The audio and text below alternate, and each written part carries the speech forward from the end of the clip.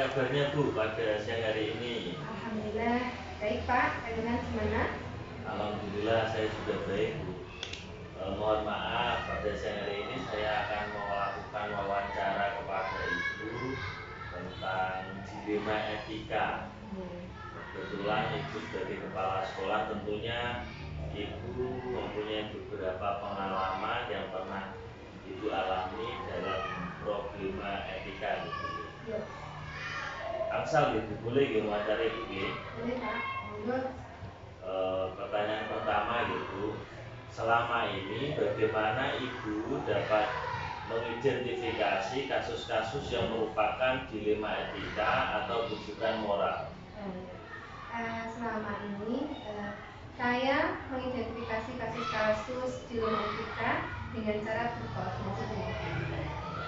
Untuk melihat kasus tersebut, kemudian menentukan siapa saja yang terlibat, kemudian dilakukan musyawarah untuk pengambilan keputusan sesuai dengan peraturan yang sudah disepakati.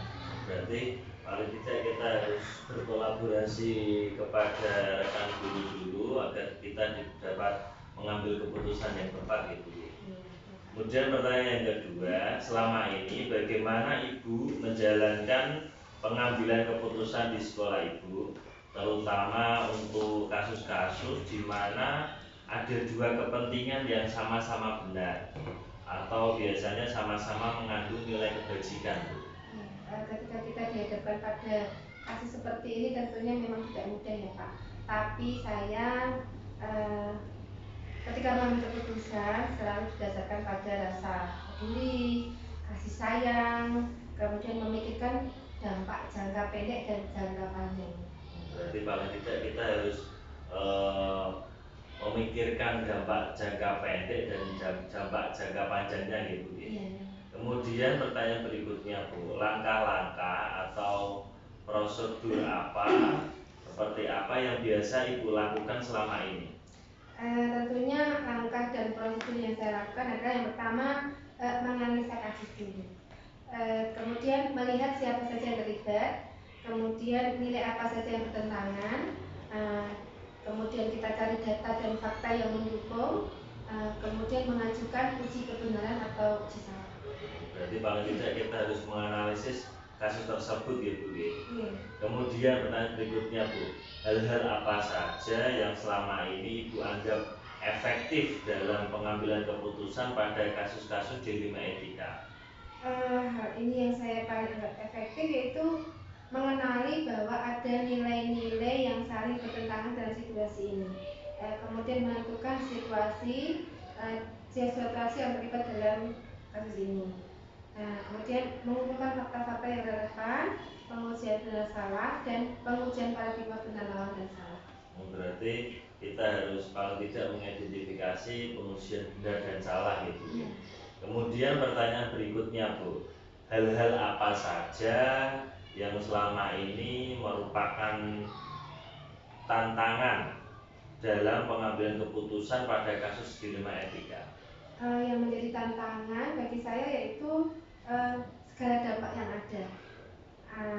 Berpikir dengan matang dan jangan mengerti emosi. Jangan terpengaruh oleh arahan orang lain dan menentukan tentang nilai-nilai kebenarannya. Berarti paling tidak kita harus menentukan nilai-nilai kebenarannya.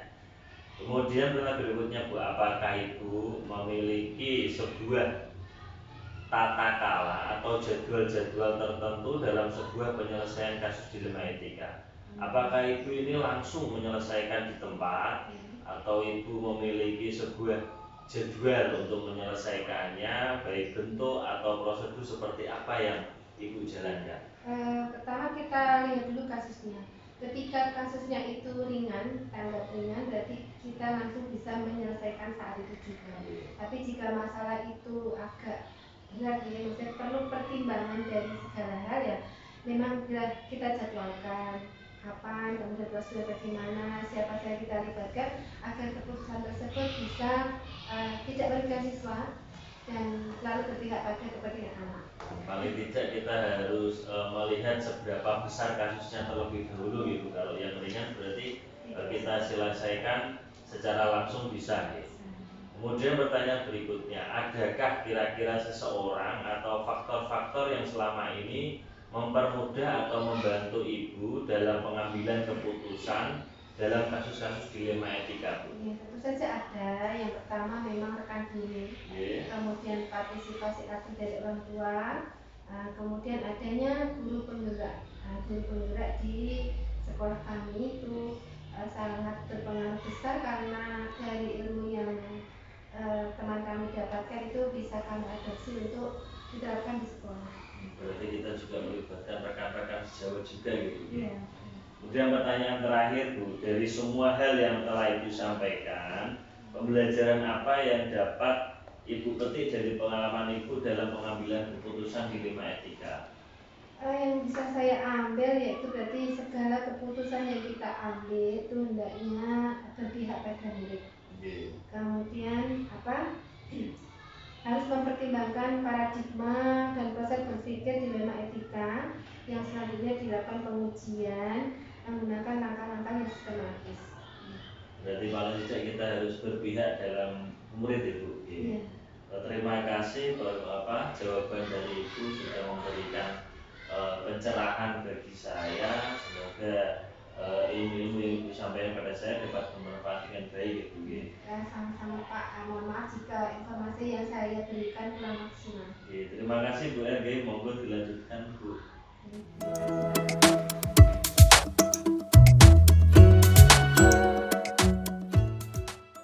Assalamualaikum Pak Olil. Waalaikumsalam warahmatullahi wabarakatuh. Bagaimana Pak Olil kabarnya? Alhamdulillah Pak, baik Pak Samsul. Kalau Pak Samsul sendiri bagaimana? Alhamdulillah baik Pak. Mohon maaf sebelumnya Pak, saya di sini mau mewawancari Bapak, interview berbagi pengalaman tentang dilema etika ya Pak. Kebetulan Bapak kan sudah berpengalaman sebagai kepala sekolah dan berbagai masalah-masalah Bapak bisa mengatasinya dengan baik. Boleh Pak saya pada pagi hari ini untuk mewawancari Bapak? Boleh, senang sekali Pak, kita sukarela kita saling sharing Pak ya. Gini Pak, yang pertama ini selama ini Bapak sebagai kepala sekolah gitu, bagaimana Anda dapat mengidentifikasi kasus-kasus yang merupakan dilema etika atau rujukan moral Pak? Ini Pak, dilema etika ataupun rujukan moral pada ini dua hal yang hampir sama kalau secara umum Pak ya. Namun berarti ketika kita sudah mengetahui, kita harus mengetahui dilema etika dan rujukan moral itu sangat berbeda. Itu terutama di dilema etika. Dilema etika memiliki dua pilihan yang sama-sama benarnya. Berbeda dengan ujian moral. Ujian moral sudah diketahui bahwa ada satu pilihan yang benar dan ada satu pilihan yang salah. Kemudian di keputusan Bapak Ibu, di keputusan sulit mengambil dilema etika karena sama-sama benar, kita sulit untuk mengambil keputusan ini. Kalau ujian moral itu sudah jelas nih, karena ada yang benar dan ada yang salah. Dan nantinya akan dikonflik yang setelah terjadi pengambilan keputusan. Berarti harus dipilah terlebih dahulu itu Pak. Kita bisa membedakan antara dilema etika dan rujukan moral. Begini Pak, selanjutnya, bagaimana Bapak dalam menjalankan pengambilan keputusan di sekolah, terutama untuk kasus-kasus di mana ada dua kepentingan yang sama-sama benar atau sama-sama mengandung nilai kebajikan Pak? Ketika menghadapi situasi yang di mana ada dua kepentingan yang sama-sama benar atau mengandung nilai kebajikan Pak ya, kita harus bisa yang pertama melakukan identifikasi, mengenali dilema, bagaimana situasinya di sana, terus memahami dimensi permasalahan di sini, mencoba memahami dari berbagai aspek di sini ya. Kemudian selanjutnya itu pengumpulan informasi, itu pengumpulan fakta yang ada, mendengarkan semua dari pihak, mendengarkan secara perspektif dari semua pihak, baik dari siapa yang terlibat, baik siswa, guru, orang tua maupun anggota komunitas yang ada. Setelah itu Bapak, kita harus bisa menganalisis nilai. Itu bisa mengidentifikasi nilai yang bertentangan menentukan nilai yang mana yang digunakan dalam proses tersebut. Misalkan nih ada kalau di kedua kan ada keadilan versus belas kasihan, kemudian ada kebebasan individu versus kepentingan kelompok yang di sini. Kemudian setelah kita menganalisis di sini, kita mencari solusi alternatif, ya, solusi alternatif bagaimana menganalisis setiap solusi yang berdasarkan nilai yang telah diidentifikasi dengan konsekuensi yang ada. Kemudian yang terakhir yaitu mengambil keputusan memilih solusi yang terbaik mempertimbangkan prinsip evidence. Memastikan bahwa keputusan yang kita ambil sesuai dengan prinsip-prinsip etika yang berlaku. Gitu. Jadi intinya kita mengidentifikasi terlebih dahulu, kemudian kita dalam mengambil keputusan juga mengaca pada prinsip-prinsip tersebut gitu. Kemudian pertanyaan berikutnya ya Pak, langkah-langkah atau prosedur seperti apa yang biasa Bapak lakukan selama ini Pak? Ini sama dengan pertanyaan yang tadi Pak, yaitu di sini kita itu penerimaan input, yaitu semua informasi yang ada kita kumpulkan, kita dengarkan dari berbagai pihak. Setelah kita kumpulkan, kita memahami, kita menganalisis dari permasalahan yang ada, kemudian kita memprosesnya Pak, menggunakan informasi yang relevan dengan etika yang ada, kita combine di sana. Kemudian tadi kita membuat sebuah alternatif solusi di sana. Jadi paling tidak kita harus open, terbuka gitu Pak, terhadap informasi yang terjadi permasalahan tersebut. Kemudian hal-hal apa saja yang selama ini Bapak anggap efektif dalam pengambilan keputusan pada kasus-kasus dilema etika Pak? Kalau di dalam dilema etika tadi ada beberapa kunci Pak ya. Dinamika yang kita bisa ambil yaitu tentang bagaimana menganalisis permasalahan secara keseluruhan, ya, memahami semua aspek dari masalah, termasuk nilai yang bertentangan, pihak-pihak yang terlibat, dan konsekuensi yang ada. Kemudian mempertimbangkan juga terhadap perspektif melibatkan semua pihak dari dia Pak ya. Kemudian kita mengidentifikasi prinsip-prinsip etika yang relevan. Nah, biasanya ya Pak, dalam pengambilan sebuah keputusan pada beberapa kasus kan kita mengalami beberapa tantangan. Nah, selama ini yang merupakan tantangan dalam pengambilan keputusan itu seperti apa saja Pak? Ya, karena dilema etika nilainya sama-sama benar Pak ya. Di sini sangat sulit sekali di sini. Namun kesulitan tersebut contohnya misalnya nih ketidakpastian, ya, seringkali tidak ada jawaban yang pasti atau yang mana yang benar, karena ini sama-sama benar Pak di sini. Artinya pengambil keputusan harus hidup dengan ketidakpastian dan kemungkinan konsekuensi yang tidak diinginkan. Terus kemudian ada konflik nilai, ya. Ada konflik nilai di sini Pak. Dilema etika muncul ketika nilai yang kita pegang saling bertentangan. Tadi misalkan kejujuran versus dan loyalitas antara kepentingan dan individu dengan kelompok di sini. Juga ada tekanan sosial nih Pak, tekanan sosial karena ini adalah teman dekat kita, kemudian ada keluarga kita. Jadi disitulah Pak kita harus bisa memposisikan diri sebagai ayah yang netral, walaupun itu keluarga kita bersikap netral. Nah, apakah Bapak memiliki sebuah tata cara atau jadwal-jadwal tertentu dalam sebuah penyelesaian kasus dilema etika, dan apakah Bapak ini langsung menyelesaikan di tempat atau memiliki sebuah jadwal untuk menyelesaikan, misalnya tak selesaikan nanti saja atau langsung sekali itu Pak biasanya? Kalau saya yang paling yang paling saya ambil biasanya itu Pak menjadwalkan, itu kita mengambil waktu yang tepat. Mengambil waktu yang tepat karena Pak dengan mengambil waktu yang tepat kita sudah mempersiapkan diri, kita dalam kondisi yang tenang, tidak terpengaruh dari apapun, dan terpengaruh itu lebih tenang untuk keputusan yang kita ambil itu lebih berimbang, lebih seimbang Pak di sana.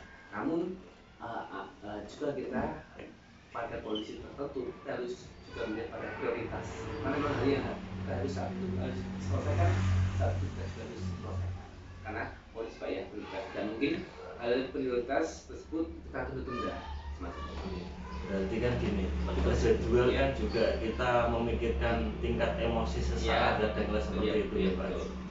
Kemudian apakah adakah seseorang atau faktor-faktor apa yang selama ini mempermudah atau membantu Bapak dalam pengambilan keputusan dalam kasus-kasus dilema etika Pak? Jadi Pak, di sini kita butuh banyak berkomunikasi, berdiskusi dengan rekan-rekan, terutama rekan dulu saya libatkan, saya dengarkan, kemudian ketika ada sebuah permasalahan dari kepala sekolah, misalkan saya untuk di sini dikelilingi oleh rekan-rekan yang luar biasa, kepala sekolah yang luar biasa, ada kita saling sharing Pak, jika ada permasalahan, maksudnya ada permasalahan A, B, C ya, maka saling sharing, dengan saling sharing itu kita akan mendapatkan pilihan keputusan yang tepat di sini Pak. Karena kita butuh itu ya, kalau kita mengambil dari sudut pandang kita sendiri, kadang-kadang masih kurang tepat, butuh rekan kita untuk sharing ya Pak. Sharing. Berarti dari semua hal yang telah Bapak sampaikan tadi, pembelajaran apa yang dapat Bapak petik dalam pengalaman Bapak dalam mengambil keputusan dilema etika ini? Nobody is perfect, tidak ada manusia. Kita butuh belajar kepada siapapun, saling sharing. Dengan saling sharing itu kita akan semakin lama semakin mendapatkan keputusan yang bijak yang berimbang. Terima kasih Pak. Intinya yang Bapak tadi, kita sebagai Bapak sebagai kepala sekolah itu sering-seringlah sharing terhadap teman ya Pak, itu untuk mendapatkan informasi-informasi yang lebih detail dan sesuai fakta ya Pak.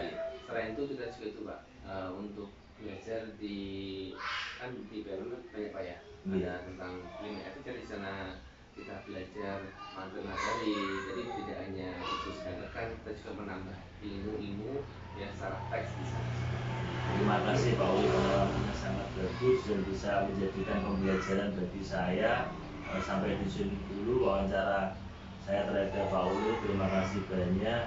Mohon maaf apabila ada tutur kata saya yang salah. Ya, sama-sama Pak. Semoga kita dapat berjumpa lain kesempatan, kita bisa saling sharing, bisa mendapatkan keputusan yang tepat. Terima kasih Pak Uli. Selamat pagi. Assalamualaikum. Waalaikumsalam.